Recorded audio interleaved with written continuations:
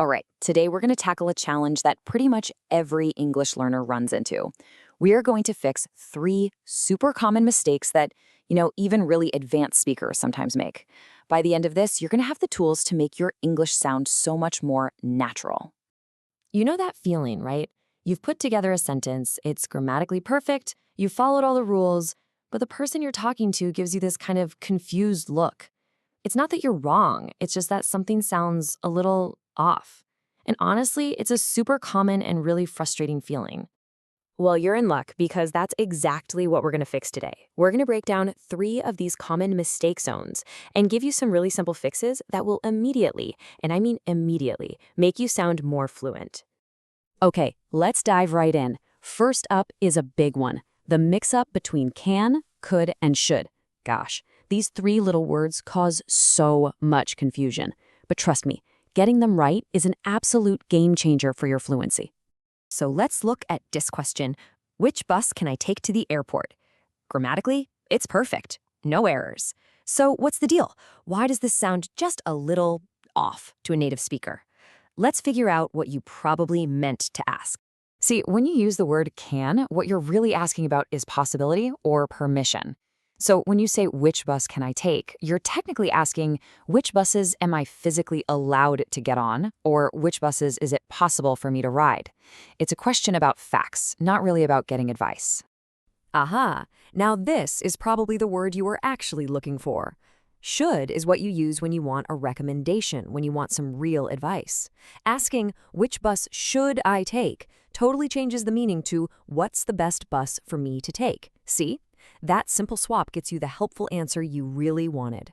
And finally, we've got could. This one's your go-to when there are a few different options, and none of them is really better than the others.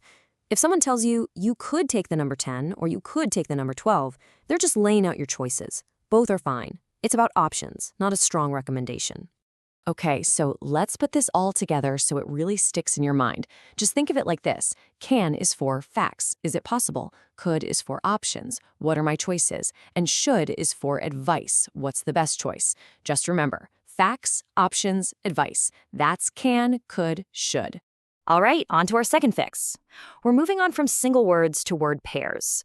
We're talking about those combinations that are, technically correct, but they just don't sound right to a native speaker. They're what we call collocations, and honestly, they're one of the biggest secrets to sounding fluent. Here's a perfect example. We totally get what you mean by strong plans, but it's just not something English speakers say. Plans aren't really strong or weak. Instead, we'd say they're definite or set, or maybe firm. So a much more natural way to say this is, I don't have any definite plans yet. Okay, this one's subtle but so important. You wouldn't really say you created a mistake. Think about it. You create something on purpose, right? Like a painting or a song. Mistakes? Well, those are usually accidents. And that's why we always make mistakes. You make a mistake, but you create a masterpiece. Look, we get what you mean by native city, but the word you'll hear every single time is hometown. And it doesn't matter if you grew up in a tiny village or a massive city like New York. It's always your hometown. It just sounds warmer and much more natural. This one's a little tricky, but it's super important. A road is the actual physical asphalt you drive on. But the way, well, the way is the route, the journey, the set of directions to get from here to there. So when you're asking for directions, you always want to ask for the way. And hey, speaking of finding the way, that's the perfect lead into our final section, directions. We're talking about how to ask for and give directions in those real-world spots, like inside a hotel or an office building, where, your GPS is useless. Getting these phrases down is a huge confidence booster. So you could just say, where's the bathroom? And that's fine. But if you want to sound a bit more natural, a little more polite, try one of these phrases. Something like, excuse me, can you tell me how to get to the meeting room? Or even just a casual, which way is the exit? Works perfectly. And on the flip side, when you're the one giving directions, keep it simple and clear. Phrases like these are your best friend. Just go down that hallway and it'll be on your left. It's direct, it's easy to follow, and it's exactly what a native speaker would say. Okay, now I'm going to let you in on a little secret. A super powerful technique that native speakers use all the time, probably without even realizing it. So listen to how this quick conversation goes. First, someone asks a really simple question. Did you catch that?